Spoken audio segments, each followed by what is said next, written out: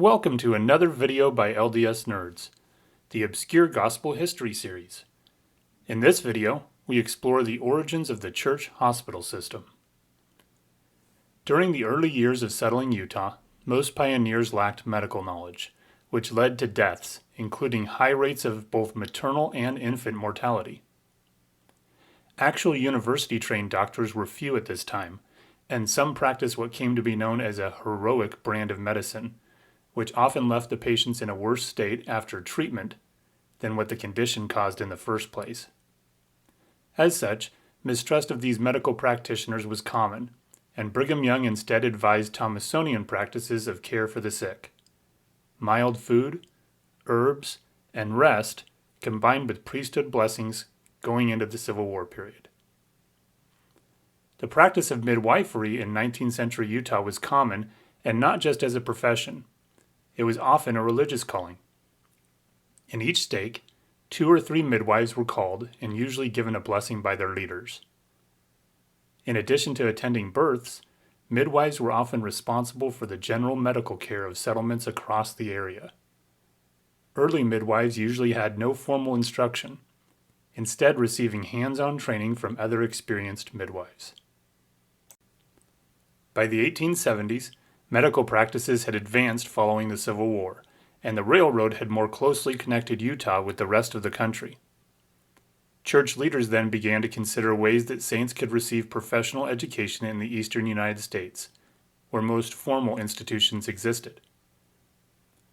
By this time, President Brigham Young had developed greater confidence in scientific medicine and sought to integrate it with healing by faith. There was also a need for a place where church patients could receive medical care and be housed at the same time. In an 1872 article in the Deseret News, the public was asked if a hospital should be established in Salt Lake City. During an 1873 address, Eliza R. Snow shared that Brigham Young wanted women to get medical degrees. Some, such as Romania B. Pratt and Ellen B. Ferguson, got degrees back east and returned and started sharing their knowledge, teaching others and pushing for a church hospital throughout the 1870s. By 1880, plans began in earnest, and through donations and other contributions, Deseret Hospital was dedicated on July 17, 1882, by Apostle Franklin D. Richards, with a board consisting of Relief Society members. Women who wanted to learn midwifery but could not pay for instruction could give 50 days of charity work instead. The hospital was supported by monetary donations and supplies. The Relief Society also organized the Deseret Hospital Association, which any woman in good standing could join by paying $1 annually. Patients were charged $3 to $6 per week for nursing, room, and board, and the hospital's maximum capacity was about 40 to 50 patients. In the first 4 years, the hospital had served over 300 patients. Due to a lack of funds, it closed its doors in 1894, having served over 800 patients total in its 12 years. The Deseret Hospital building continued to be used as a school to train midwives and nurses for another 12 years. A replica of the original hospital was built for This Is the Place Heritage Park in Salt Lake City, which can be visited today. This was not the end of church-run medical facilities. The LDS Hospital opened in 1905, shortly after its dedication by Church President Joseph F. Smith on January 4th. Originally, nurses were housed in the hospital, but a separate nurses' home was built in 1906. The children's ward of the hospital soon split off and became Primary Children's Hospital, which opened in 1922.